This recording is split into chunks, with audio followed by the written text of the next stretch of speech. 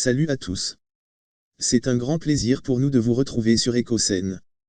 Aujourd'hui, nous sommes ici pour vous présenter la correction de l'exercice 16/20 de la série Action mécanique. Travail demandé. Le chargeur sur pneu se compose d'un châssis 1, d'un godet 2 rempli de matériaux et d'un ensemble flèche 3 articulé avec vérin. 1. Déterminer le moment résultant en A, point de contact pneu/sol, des 3 poids. 2. Y a-t-il basculement du chargeur vers l'avant? 3. Pour quelle valeur de P2, y a-t-il risque de basculement?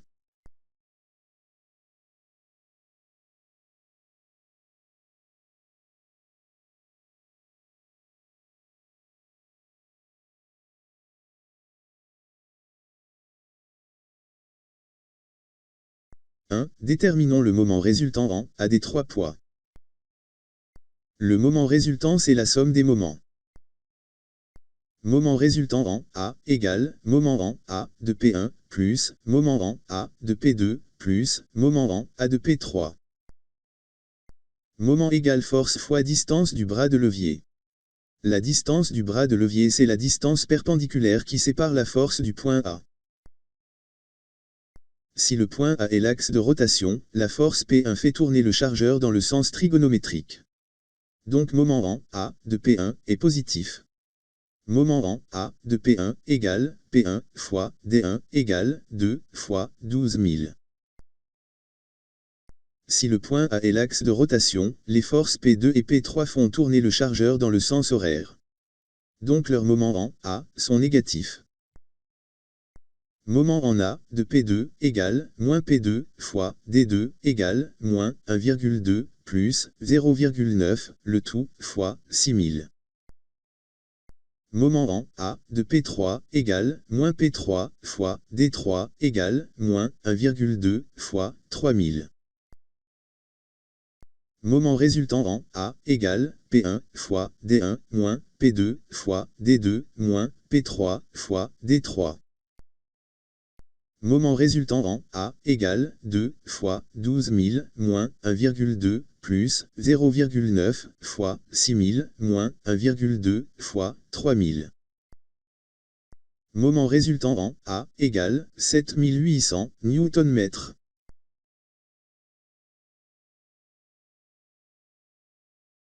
« 2. Y a-t-il basculement du chargeur vers l'avant?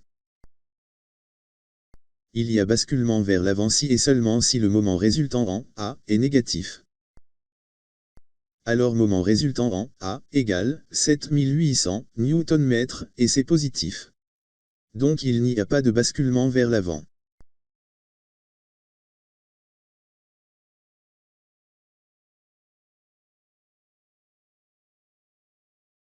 « 3. Pour quelle valeur de P2, y a-t-il risque de basculement? Il y a risque de basculement vers l'avant si et seulement si le moment résultant en A est inférieur ou égal à 0. Autrement dit, P1 fois D1 moins P2 fois D2 moins P3 fois D3, le tout inférieur ou égal à 0. On déplace le terme P2 fois D2 vers l'autre côté. P1 fois D1 moins P3 fois D3, le tout inférieur ou égal à P2 fois D2. On écrit d'abord P2 fois D2. P2 fois D2 supérieur ou égal à P1 fois D1 moins P3 fois D3. On isole P2. P2 supérieur ou égal à P1 fois D1 moins P3 fois D3 le tout sur D2. P2 supérieur ou égal à 2 fois 12 000 moins 1,2 fois 3000 le tout divisé par la somme de 1,2 plus 0,9. P2 supérieur ou égal à 9714,29 Newton.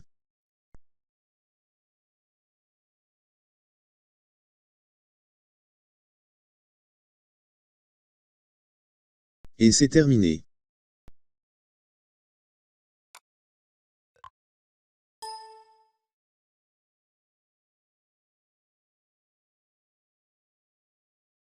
Voici l'exercice 17/20.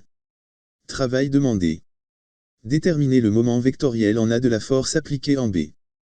Déterminer le moment vectoriel en A de la force appliquée en D. Déterminer le moment vectoriel en A de la force appliquée en E. Déterminez le moment résultant en A des trois forces. La correction vous sera présentée à la prochaine fois. Nous espérons que vous avez aimé cette vidéo. Si oui, appuyez sur le bouton « J'aime ». Et si ce n'est pas déjà fait, abonnez-vous, puis appuyez sur la cloche de notification pour être informé de la sortie de nos nouvelles vidéos. Merci encore de votre attention, à la prochaine fois.